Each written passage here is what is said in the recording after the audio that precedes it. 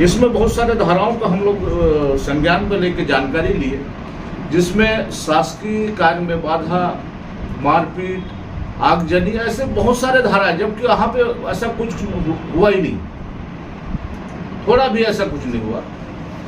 और हम लोग पूरा टाइम बैठे रहे, और जिसमें उकसाने वाली धारा बताए हैं, ऐसा कुछ भी नहीं हुआ। और 20 दिसंबर को 11 लोगों को थाने में बुलाकर जा रहा है। एक उसमें मैं अभी नाम जाना, हालांकि मेरे रिश्तेदार भी हैं, हेमंत शाह कुंजाम, उसकी भूमिका उस रोज भी थी, पर वो सिर्फ मांग किया और उसका नाम इसमें नहीं आया। मैं नाम लेके बता रहा हूं, पर बाकी जो निर्दोष है उसको क्यों आए? फिर आना था, सभी का आना था। आप लोग का नाम कैसे नहीं है? हम लोग का नाम नहीं आया, हम लोग तो पता ही नहीं था। हम तो परसों पता चला मेरे को कैसा ऐसा है।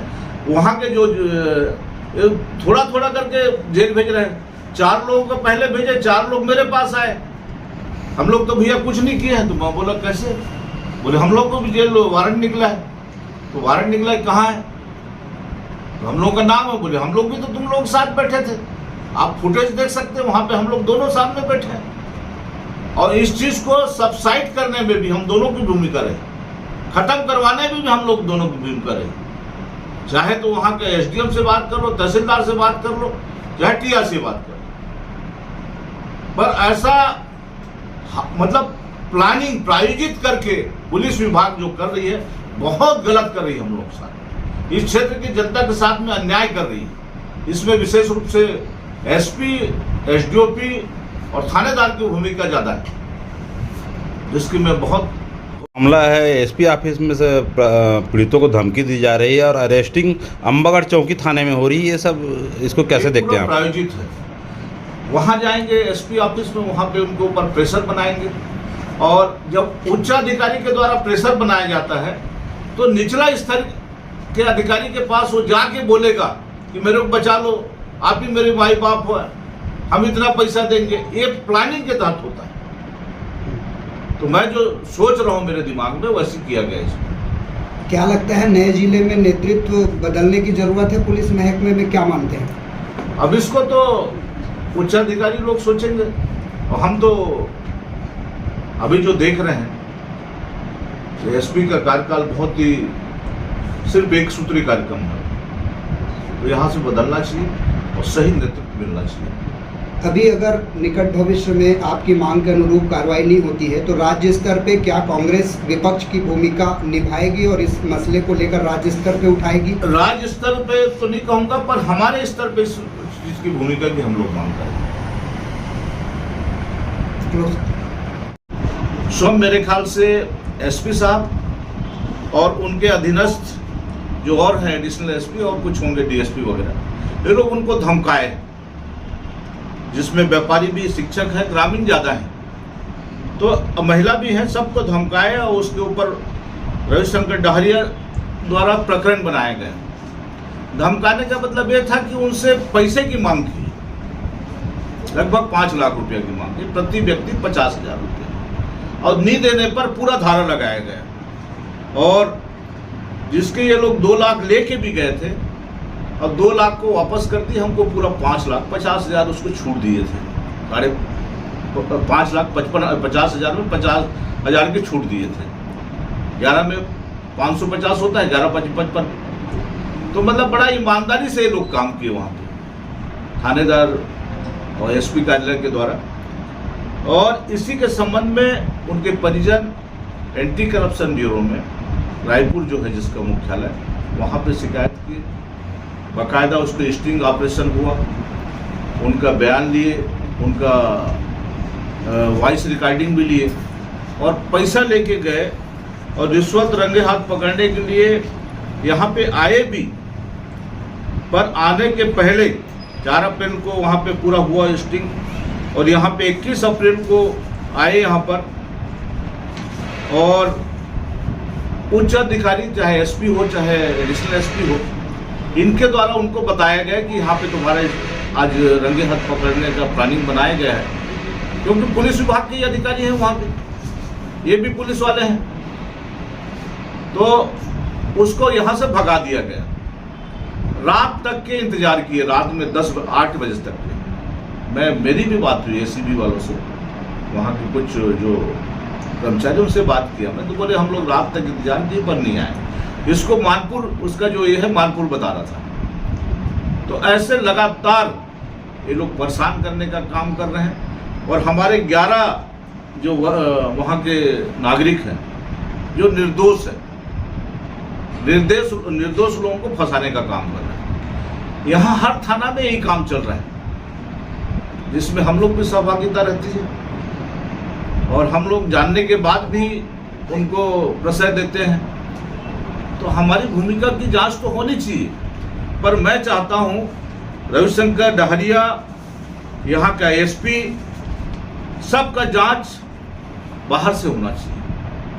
आईजी से भी मैं लेटर लिख रहा हूँ, माननीय मुख्यमंत्री जी को, माननीय गृह मंत्री जी को, डीजीपी को, आईजी को, सभी को पत्र प्रेषित करूँगा। और यहाँ पे विशेष रूप से एसपी की भी जांच हो, उसकी भूमिका की जांच हो। और रविशंकर डहरिया का तो अनगिनत शिकायत है, जिसके संबंध में मैं कई बार एसपी साहब को बोला, पर नहीं पता कौन सा अमृत पिलाए थे उनको या पिलाते रहे होंगे, जिसकी वजह से उसको हटाने का नाम नहीं ले रहे थे। वैसे पूर्व में एक और प्रकरण औंधी का आया था। औंधी में आप लोग सब लोग साथ में गए, तब बड़ा मुश्किल से वहाँ के जो त्रिपाठी नाम का था उसको बड़ा मुश्किल से हटाया था। मतलब एक उद्योग यहाँ पे चालू कर रहे हैं। हम जिला इसलिए बनाए, जिला बनने से एसपी को भी एक नया पोस्टिंग मिला, एडिशनल एसपी को नया पोस्टिंग मिला। उनको तो खुश होना चाहिए, ईमानदारी से काम करना चाहिए। पर यहाँ धंधा बना के चल रहे हैं कि एसपी बने तो हम लोग पैसा कमा के दें। यह हो सकता है कि भाजपा के कार्यकाल में इनको पैसा दे के आते होंगे, पोस्टिंग करवाते होंगे, तभी पैसा के लिए रात दिन मरते हैं। जबकि धर्मशास्त्र में चाहे कहीं भी हो, ईमानदारी की पाठ जो हम पढ़ते हैं, और न्याय में भी ईमानदारी का जो पाठ पढ़ते हैं, ये सब चीज को हमको समझना चाहिए। भोगना यहीं पे है, आज नहीं तो कल भोगना है। तो मैं चाहता हूं ये सब का जांच यहाँ पे बढ़िया हो। और ये जितने भी आरोपी बनाए हैं, ये पूरे निर्दोष है, ग्रामीण है, जो एक भावना में बह के बहस चंद्रवंशी की, उसकी जो मौत हुई है, दर्दनाक मौत हुई है, उसके परिवार बदहाल है, उसकी मुआवजा की मांग किए थे, जिसमें कुछ लोग अपनी पहुंच की वजह से, रसूखदार लोग, अपना नाम बचवा लिए। ऐसे हम लोग दोनों थे, अनिल भाई और मैं, हमारा भी इसमें करना था। पर वहाँ पे कोई फुटेज भी निकाल लेते, कोई मारपीट किया है, कोई कुछ किया है, तो ऐसा कुछ नहीं है। सिर्फ दादागिरी से, मनमानी से यहाँ पे इनका राज चल रहा है, पुलिसिया राज चल रहा है। इसी के वजह से ग्रामीण जो है दूसरे धारा में बह जाते हैं और यहाँ पे उसको हम बदनाम करते हैं, जबकि बदनाम ये लोग हैं, जो ग्रामीण है, जो गांव के जनता है, वो बदनाम नहीं, वो सही है। तो मैं इस चीज़ की घोर भर्त्सना करता हूँ। और जितने भी आरोपी बनाए उनको दोष मुक्त करने के लिए मैं मांग करता हूँ। और 2-4 दिन में पूरे सब जगह जाऊँगा, मुख्यमंत्री के पास भी, गृह मंत्री के पास भी, और मैं मांग करूँगा कि इनकी जांच अच्छे से करें और इनको सजा मिले, ऐसा मांग करता हूँ।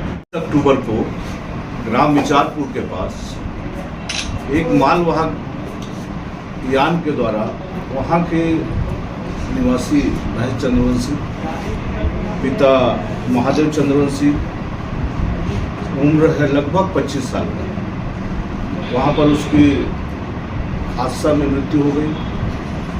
अब मृत्यु होने के बाद गाड़ी तो थाने में आ गई और उसका पीएम करवाए। 21 तारीख को उनके परिवार के परिजन और विचारपुर चिल्हाटी क्षेत्र के समस्त शुभचिंतक उनके मृत्यु के मुआवजे की मांग को लेकर वहाँ पे धरना के रूप में आए पूरे और मांग की, जिसमें मैं स्वयं और माननीय अनिल बानीपुरी जी, वर्तमान में नगर पंचायत अध्यक्ष हैं चौकी के, हम दोनों थे। उनके साथ बैठे हम लोग मांग किए, वहाँ पे तहसीलदार, एसडीएम, टीआई, थानेदार, अन्य बहुत सारे वहाँ पे शासकीय कर्मचारी भी थे। और उस दरमियान रविशंकर डहरिया द्वारा उसी रोज बहुत सारे धारा लगाई गई, जिसमें विशेष रूप से अपराध क्रमांक 85/2024 के अंतर्गत 49, 56, 57, 61, 121, 1, 126, 1, 132, 198, 2, 190, 196, 2, 192, 195, 1, 221, 223 का 224, 285, 352 भी, कुल 70